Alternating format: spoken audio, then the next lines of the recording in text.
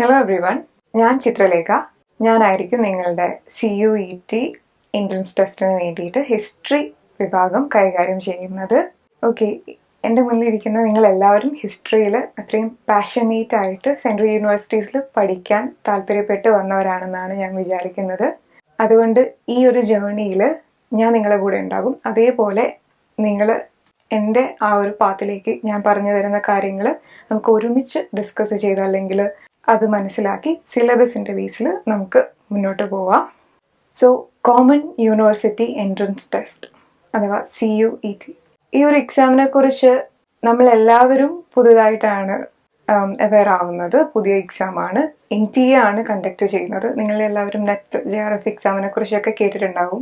നിങ്ങളെ മാസ്റ്റേഴ്സ് ഒക്കെ ചെയ്ത ആളുകൾ, സീനിയേഴ്സ് ആയിട്ടോ ചേട്ടന്മാരോ ചേച്ചിമാരോ ഒക്കെ ചെയ്തിട്ട് കേട്ടിട്ടുണ്ടാകും. അതേ എക്സാം കണ്ടക്ട് ചെയ്യുന്ന NTA ആണ് ഈ എക്സാം കണ്ടക്ട് ചെയ്യുന്നത്. ഇത്രയും കാലം ഉണ്ടായിരുന്ന ഒരു കൈൻഡ് ഓഫ് എക്സാം പാറ്റേണിൽ നിന്ന് മാറിയിട്ടായിരിക്കും NTA കണ്ടക്ട് ചെയ്യുമ്പോൾ എക്സാം ഉണ്ടാവുക. മിനിമം ഒരു സ്റ്റാൻഡേർഡ് ആ എക്സാമിന് ഉണ്ടാകും.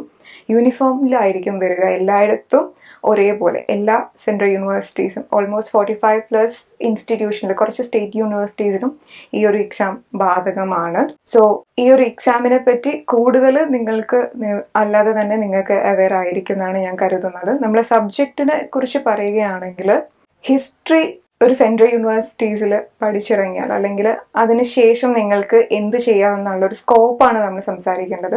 സോ ഫസ്റ്റ് നമുക്കൊരു സെൻട്രൽ യൂണിവേഴ്സിറ്റിയിൽ ഹിസ്റ്ററി പഠിക്കാൻ പറ്റുമ്പോൾ നമുക്ക് ഏറ്റവും കൂടുതൽ ഉണ്ടാകുന്ന ഒരു ഭാഗ്യം അല്ലെങ്കിൽ അതിനെപ്പറ്റി കൂടുതൽ അറിയാൻ പറ്റുന്നത് നമുക്ക് റിസർച്ചിനെ കുറിച്ചാണ്. PhDയിലൊക്കെ താല്പര്യപ്പെട്ട് വരുന്ന ആളുകളാണെങ്കിൽ റിസർച്ച് സബ്ജക്റ്റിൽ അത്രയും ഇൻട്രസ്റ്റഡ് ഏരിയ ഒക്കെ ഉണ്ട്, എനിക്ക് റിസർച്ച് ചെയ്യണം, അതിൽ കൂടുതൽ വർക്ക് ചെയ്യണമെന്ന് താല്പര്യപ്പെടുന്ന ആളുകൾക്കൊക്കെ വളരെ മികച്ച ഒരു ചോയ്സാണ് സെൻട്രൽ യൂണിവേഴ്സിറ്റീസ്.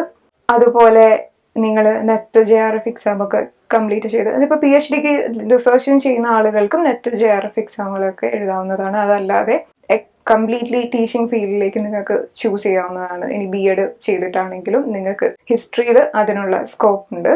പിന്നെ തീർച്ചയായും UPSC PSC പോലുള്ള എക്സാമുകൾക്കും ഹിസ്റ്ററി പഠിച്ച ആളുകൾക്ക് ഒരു അഡ്വാൻറ്റേജ് തീർച്ചയായും ഉണ്ട്. അത് നിങ്ങൾക്ക് അറിയാവുന്ന കാര്യമായിരിക്കും. ഇൻ കേസ് നിങ്ങൾ ആരെങ്കിലും വിദേശത്തോ അല്ലെങ്കിൽ മറ്റു സ്ഥലങ്ങളിലോ ഒക്കെ പോയിട്ട് PhD വളരെ സീരിയസ് ആയിട്ട് ചെയ്യണമെന്ന് ആഗ്രഹിക്കുന്ന ആളുകളാണെങ്കിൽ തീർച്ചയായും നിങ്ങൾക്ക് ഇഷ്ടമുള്ള സെൻട്രൽ യൂണിവേഴ്സിറ്റീസ് തന്നെ ചൂസ് ചെയ്യാം. പക്ഷെ അവിടെ MA thesis അഥവാ MA പ്രോജക്റ്റ് ഡിസർട്ടേഷൻ ഉണ്ടാവുമെന്ന് ഉറപ്പുവരുത്തുക. പക്ഷെ ഇന്ത്യക്കുള്ളിൽ തന്നെയാണ് മറ്റ് സ്റ്റേറ്റ് യൂണിവേഴ്സിറ്റീസിലൊക്കെയാണ് നിങ്ങൾക്ക് PhD ചെയ്യാൻ താല്പര്യമെങ്കിൽ നിങ്ങൾക്ക് ഈ മാസ്റ്റേഴ്സ് കഴിയുമ്പോഴേക്കും നെറ്റും JRF ഒക്കെ ഉണ്ട്, തീർച്ചയായും നിങ്ങൾക്ക് ലഭിക്കും. അതല്ല വിദേശത്തേക്കൊക്കെയാണ് നോക്കുന്നതെങ്കിൽ മാസ്റ്റേഴ്സ് തിസിസ് കൂടെ ഉണ്ടാവുന്നത് വളരെ മികച്ച തീരുമാനമായിരിക്കും. അങ്ങനെയുള്ള യൂണിവേഴ്സിറ്റീസ് ചൂസ് ചെയ്യുക. അതല്ല എന്നാണെങ്കിൽ മാസ്റ്റേഴ്സിൻ്റെ കൂടെ പാരലായിട്ട് മാസ്റ്റേഴ്സ് തിസിസ് നിങ്ങൾക്ക് ചെയ്യാൻ സാധിക്കും. സോ എക്സാമിലേക്ക് കടക്കുമ്പോൾ 100 ക്വസ്റ്റ്യൻസ് ആണ് വരുന്നത്. അതിൽ ഫസ്റ്റ് 25 ക്വസ്റ്റ്യൻസ് അല്ലെങ്കിൽ 25 ക്വസ്റ്റ്യൻസ് പാർട്ട് എയിലാണ് വരുന്നത്. Language comprehension, verbal ability, general awareness. അതുപോലെ സബ്ജക്റ്റിൽ നിന്ന് മാറി നിന്നിട്ട് ജനറൽ ആയിട്ട് വരുന്ന ക്വസ്റ്റ്യൻസ് ആണത്. 25ഓളം ക്വസ്റ്റ്യൻസ്. ഇനി 75 ക്വസ്റ്റ്യൻസ്, ബാക്കി വരുന്ന 75 ക്വസ്റ്റ്യൻസ് കംപ്ലീറ്റ്ലി സബ്ജക്റ്റ് ആയിരിക്കും. ഒരു ബേസിക് ലെവലിലായിരിക്കും കൂടുതൽ നിങ്ങളോട് ക്വസ്റ്റ്യൻസ് ഉണ്ടാവുക എന്നാണ് നമ്മൾ പ്രതീക്ഷിക്കുന്നത്. സിലബസിനെ ബേസ് ചെയ്തിട്ട് ഒരു ബേസിക് ലെവലിൽ വളരെ കഷ്ടപ്പെടുത്തുന്ന തരത്തിലുള്ള ക്വസ്റ്റ്യൻസ് വായിച്ച് ഒരുപാട് സമയം എടുത്ത് എഴുതേണ്ട കൈൻഡ് ഓഫ് ക്വസ്റ്റ്യൻസ് യൂഷ്വലി ഉണ്ടാവാൻ സാധ്യതയില്ല. എങ്കിലും നമ്മൾ സിലബസിനെ കുറിച്ച് നല്ലോണം അവെയർ ആയിരിക്കണം. അതുപോലെ നമ്മൾ പ്രിപ്പയർ ചെയ്യുന്ന ഏരിയാസ്, ചോദിക്കാൻ സാധ്യതയുള്ള ക്വസ്റ്റ്യൻസ്, ഇതിനെക്കുറിച്ചൊക്കെ നമ്മൾ വളരെ അവെയർ ആയിരിക്കുന്നത് നന്നാവും. എക്സാം 2 hours ആണ് വരുന്നത്. മൈനസ് മാർക്ക് ഉണ്ട്. 1/4 ആണ് വരുന്നത്. അതായത് ഒരെണ്ണം നിങ്ങൾക്ക് തെറ്റിയാൽ -1 ആണ് ഇതിന് മാർക്ക് വരുന്നത്. മൈനസ് മാർക്കിനെ കുറിച്ച് ജനറലി സിലബസും കാര്യങ്ങളും വൃത്തിയായി പഠിച്ച ഒരാൾ ഒരുപാട് അവെയർ ആവണമെന്ന് ഞാൻ പറയില്ല. കാരണം നിങ്ങൾക്ക് കൃത്യമായി നിങ്ങളെ കയ്യിൽ ബേസ് ഉണ്ട്, നിങ്ങളെ കയ്യിൽ അത്രയും ക്വസ്റ്റ്യൻസ് നിങ്ങൾക്ക് ശരിയാണെന്ന് ഉറപ്പുണ്ടെങ്കിൽ നിങ്ങൾക്ക് ക്വസ്റ്റ്യൻസ്, ഇനി ചെറിയൊരു ഡൗട്ടുള്ള ക്വസ്റ്റ്യൻസ് ഒക്കെ നിങ്ങൾക്ക് ആൻസർ ചെയ്യാവുന്നതാണ്. പേടിച്ചിട്ട് മൈനസ് ആവും എന്ന് കരുതി നിങ്ങൾ അവിടെ, ഞാൻ പറയുന്നത് അത്രയും സ്ട്രോങ് ആയി, സിലബസ് സ്ട്രോങ് ആയി ബാക്കി എല്ലാ കണ്ടന്റും കാര്യങ്ങളും വൃത്തി പഠിച്ച ഒരാളെ സംബന്ധിച്ച് മൈനസ് കാരണം നിങ്ങൾ ആൻസർ ചെയ്യാതിരിക്കരുത്. അല്ലാത്ത പക്ഷം നിങ്ങൾക്കത് ബുദ്ധിമുട്ടായിരിക്കും. ഞാൻ പറയുന്നത് വൃത്തിയായി പഠിച്ച ഒരാൾക്കത് നിങ്ങളുടെ മാർക്ക് കുറയ്ക്കുകയുള്ളൂ നിങ്ങൾ എല്ലാ ക്വസ്റ്റ്യനും അറ്റൻഡ് ചെയ്യാതിരുന്നാൽ. സോ മാക്സിമം പഠിക്കുക, മാക്സിമം ക്വസ്റ്റ്യൻസ് അറ്റൻഡ് ചെയ്യുക. മൈനസിനെ കുറിച്ച് ഒരുപാട് വേറെ ആവണ്ട, കാരണം 1/4 വരുന്നുള്ളൂ. ഒരു ക്വസ്റ്റ്യൻ ശരിയായാൽ നിങ്ങൾക്ക് അത് അത്രയും ലാഭമാണ്. സോ ആ രീതിയിൽ കാണുക. മൈനസ് മാർക്കിനെ കുറിച്ച് ഒരുപാട് അവെയർ ആവേണ്ട ആവശ്യമില്ല. നന്നായി പഠിച്ചാൽ അതിന്റെ പ്രശ്നം വരുന്നില്ല.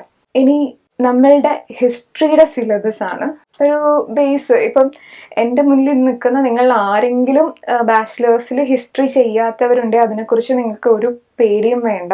ഹിസ്റ്ററി നിങ്ങൾക്ക് പഠിച്ചെടുക്കാവുന്നതേ ഉള്ളൂ. ഞാനടക്കം എനിക്ക് എല്ലാ ഏരിയയിലും ബേസും കാര്യങ്ങളും ഒന്നും ഉണ്ടായിരുന്നില്ല. ബാച്ചിലേഴ്സിനൊക്കെ എനിക്കും പ്രോബ്ലം ഉണ്ടായിരുന്നു. പിന്നീട് കൃത്യമായി പഠിച്ചെടുക്കുന്നതാണ് ഞാനും, പഠിച്ചെടുത്ത ആളാണ് ഞാൻ. സോ ഹിസ്റ്ററിയുടെ ഒരു ക്രൊണോളജി ഉണ്ട് കോമൺ ആയിട്ട്. ആ ക്രൊണോളജിയിൽ നമുക്ക് സ്വതവേ തുടങ്ങുന്നത് ഏൻഷ്യൻ്റ് ഇന്ത്യയിലാണ്. സോ എല്ലാവരും എൻ്റെ മുന്നിലിരിക്കുന്ന എല്ലാവരും ഒരേ രീതിയിൽ ഇത് പഠിച്ചു തുടങ്ങണം. ബാച്ചിലേഴ്സ് ഹിസ്റ്ററി ചെയ്തവരായിക്കോട്ടെ ചെയ്യാത്തവരായിക്കോട്ടെ ഇതേ രീതിയിൽ നിങ്ങൾ പഠിച്ചു തുടങ്ങണം. അറിയുന്ന ഭാഗമാണ്, സ്കിപ്പ് ചെയ്യാം എന്ന് കരുതരുത്.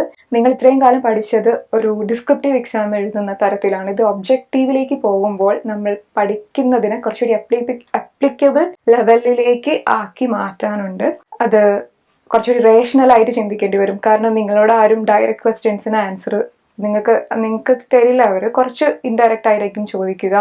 അതുപോലെ നിങ്ങൾ പഠിച്ച അതേപോലെ ക്വസ്റ്റ്യൻസ് ചോദിക്കില്ല. സോ നമുക്ക് ചെറിയ രീതിയിൽ റേഷണലായിട്ട് യുക്തിപരമായിട്ടൊക്കെയാണ് ഒബ്ജക്റ്റീവ് ക്വസ്റ്റ്യൻസിലേക്ക് വരേണ്ടത്. ഡിസ്ക്രിപ്റ്റീവ് എക്സാം പഠിച്ച ആളുകൾ എന്നുള്ള രീതിയിൽ നിങ്ങൾ ഒബ്ജക്റ്റീവിലേക്ക് എത്തുമ്പോൾ ചെറിയ ചെറിയ കാര്യങ്ങൾ ശ്രദ്ധിക്കണം. അത് നമുക്ക് ഈ ഒരു ക്ലാസ്സിൽ പറഞ്ഞു തീർക്കാവുന്നതല്ല. ആ ഓരോ ഏരിയ സ്പെസിഫൈ ചെയ്ത് നമ്മൾ സബ്ജക്റ്റ് ഡിസ്കസ് ചെയ്യുമ്പോൾ ആ സമയത്ത് നമുക്ക് ഡിസ്കസ് ചെയ്യാവുന്നതാണ്. ഇനി നമുക്ക് ഏൻഷ്യൻ്റ് ഇന്ത്യയിൽ പോകാം. നിങ്ങൾക്കറിയാലോ, ഏൻഷ്യൻ്റ് ഉണ്ട്, നമുക്ക് മെഡീവൽ ഉണ്ട്, അതുപോലെ മോഡേൺ ഉണ്ട്, വേൾഡ് ഹിസ്റ്ററി വളരെ കുറച്ചുണ്ട്. ഏൻഷ്യന്റിനെ തന്നെ നമ്മൾ റീസെന്റ് ആയിട്ട് നമ്മൾ രണ്ടായിട്ട് കാറ്റഗറൈസ്, റീസെന്റ് ഒന്നല്ല പക്ഷെ ഇപ്പോൾ സിലബസുകളിൽ രണ്ടായിട്ട് തന്നെയാണ് അത് കാണുന്നത്. ഈ എക്സാമിന്റെ മാത്രമല്ല നെറ്റിൻ്റെതാണെങ്കിലും ഒക്കെ രണ്ടായിട്ട് തന്നെയാണ് ആ സിലബസ് വരുന്നത്. സോ ഫസ്റ്റ് ഏൻഷ്യന്റ് ഇന്ത്യ, അതിൽ സ്റ്റോൺ ഏജിലാണ് നമ്മൾ തുടങ്ങുന്നത്. പിന്നെ Indus valley, Vedic age, post Vedic age, Mahajanapadas, അതാണ് state formation in ancient India എന്ന് പറയുന്നത്. Age of religion, Mauryan age, Gupta വരുന്നു അതിനുശേഷം. അങ്ങനെ ആ ഒരു പീരീഡ് കഴിഞ്ഞിട്ട് നമുക്ക് വേണമെങ്കിൽ ഈ റീജിയണൽ സ്റ്റേറ്റ്സ് ഡ്യൂറിങ് ഗുപ്ത ഇറ എന്ന ഇതിലാണ് യൂഷ്വലി ഈ റീജിയണൽ സ്റ്റേറ്റ്സിനെ നമ്മൾ ഏരിയ മീഡിയവലിലാണ് കണക്കാക്കാറുള്ളത്. നമ്മൾ ക്ലാസ്സും ആ ബേസിലായിരിക്കും എടുക്കുക. കുറേ സ്റ്റേറ്റ്സിൻ്റെ എമർജൻസും കാര്യങ്ങളും നമ്മൾ ആ ഒരു ഇതിൽ പഠിക്കും. പിന്നെ വൈഷ്ണവിസം, ശൈവിസം പോലുള്ള കാര്യങ്ങൾ, ഇതൊക്കെ ഏർലി മീഡിയവലിനെ ടച്ച് ചെയ്തിട്ടുള്ളൊരു ഭാഗമാണ്.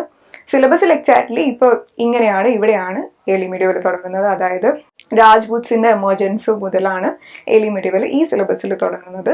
പിന്നെ ചോളാസ്, അവരുടെ administration system, feudalism, early medieval കാലഘട്ടത്തിലെ trade and commerce.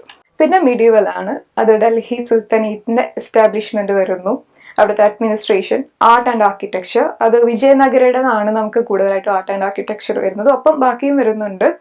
Bahmani kingdom, ഭക്തി മൂവ്മെന്റ്, മെഡീവൽ കാലഘട്ടത്തിലെ ഭക്തി മൂവ്മെന്റ്, ഇതിൽ സൂഫിസ്റ്റ് ഒക്കെയാണ് കൂടുതൽ സ്പെസിഫൈ ചെയ്യുന്നത്.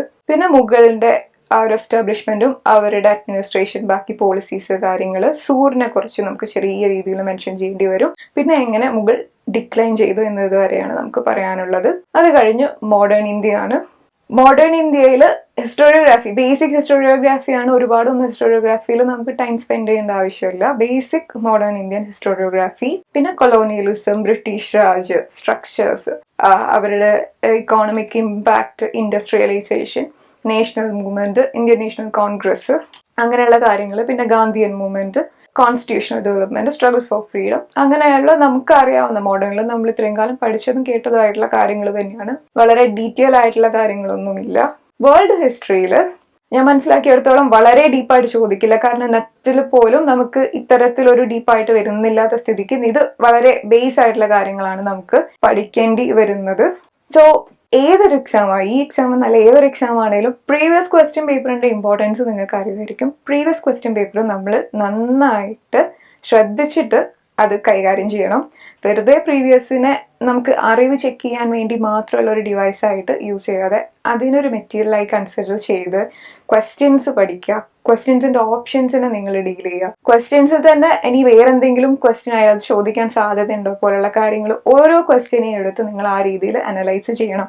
ഞാൻ വീണ്ടും പറയാണ്, നമ്മൾ ഒബ്ജക്റ്റീവ് എക്സാം ആണ് എഴുതുന്നത്. ഇത്രയും കാലം എഴുതിയ ഡിസ്ക്രിപ്റ്റീവിൽ നിന്ന് എൻ്റയർലി ഡിഫറെൻ്റ് ആണ്. പിന്നെ ജനറലി പറയുന്ന ഒരു ടോക്ക് ഉണ്ട്, ലൈക്ക് എ മിത്ത്. അതായത് ഒബ്ജക്റ്റീവ് എക്സാം നന്നായി ബൈഹാർട്ട് ചെയ്യാൻ പറ്റിയാൽ മാത്രമേ ക്രാക്ക് ചെയ്യാൻ പറ്റുന്ന ഒരു എക്സാം ആണെന്ന്. ഞാനൊരു ബൈഹാർട്ടിങ് ചെയ്യാൻ കഴിവുള്ള ഒരാളല്ല.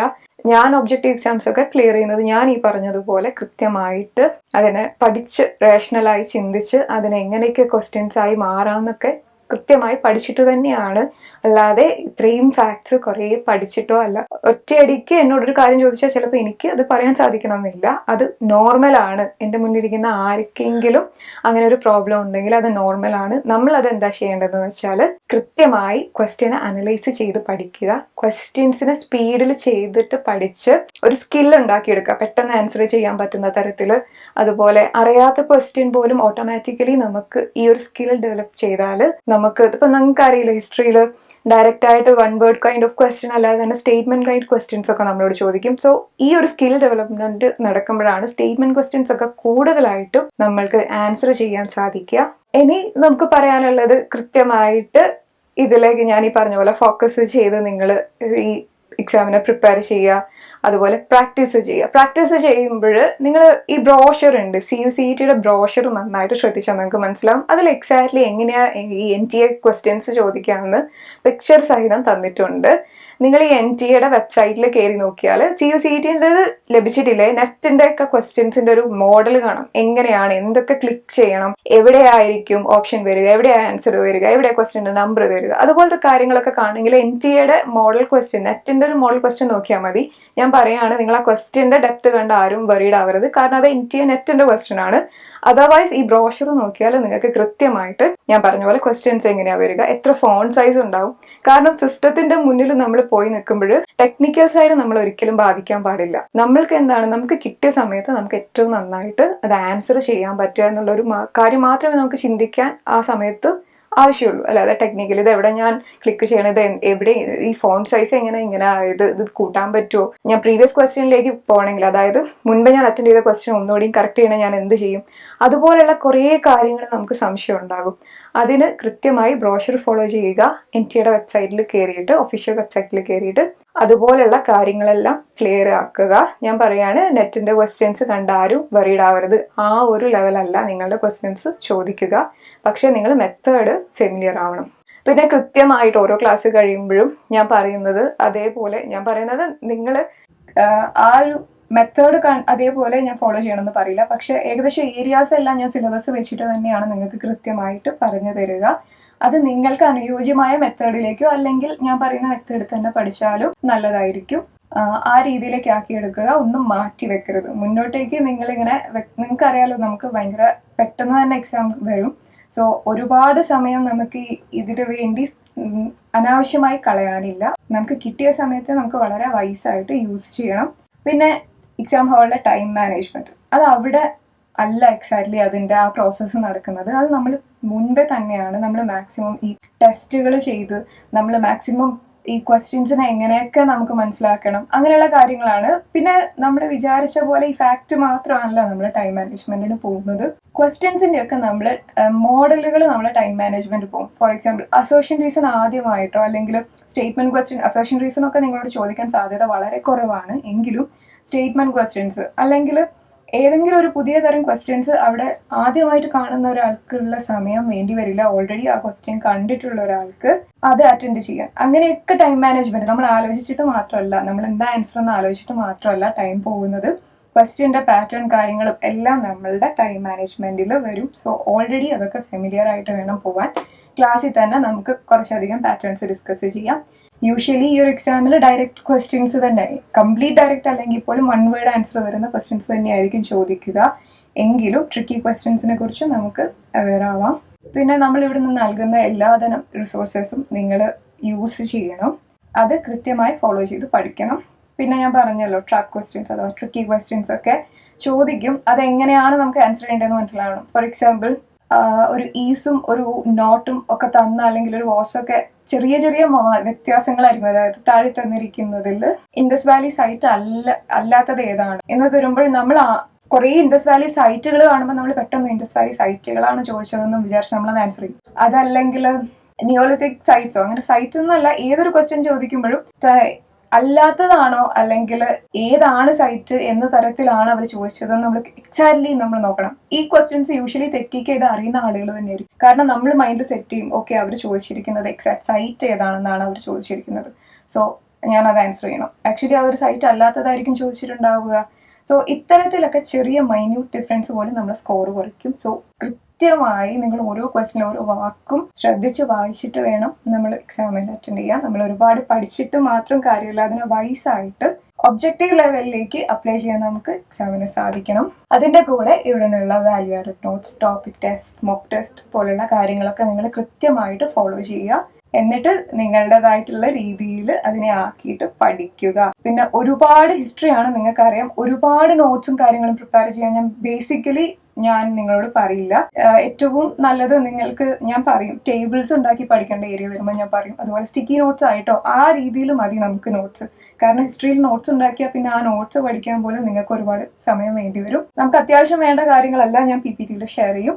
ബാക്കി നിങ്ങൾക്ക് ഇവിടെ നോട്ട്സ് ആയിട്ടും തരും. നിങ്ങളായിട്ട് നോട്ട്സ് ഉണ്ടാകണമെന്ന് ഞാൻ പറയില്ല. ഞാൻ ഈ പറഞ്ഞ പോലെ ടേബിൾസ്, അതുപോലെ സ്റ്റിക്കി നോട്ട്സ്, അങ്ങനെ പെട്ടെന്ന് നമുക്ക് ക്യാച്ച് ചെയ്യാൻ പറ്റുന്ന രീതിയിൽ നമുക്ക് നോട്ട്സ് മതി. സോ ഇത്രയാണ് ഇന്നത്തെ സെഷനിൽ പറയാനുള്ളത്. നിങ്ങൾക്ക് ഞാൻ പറഞ്ഞതൊക്കെ മനസ്സിലായിട്ടുണ്ടാകുമെന്ന് വിചാരിക്കുന്നു. Thank you.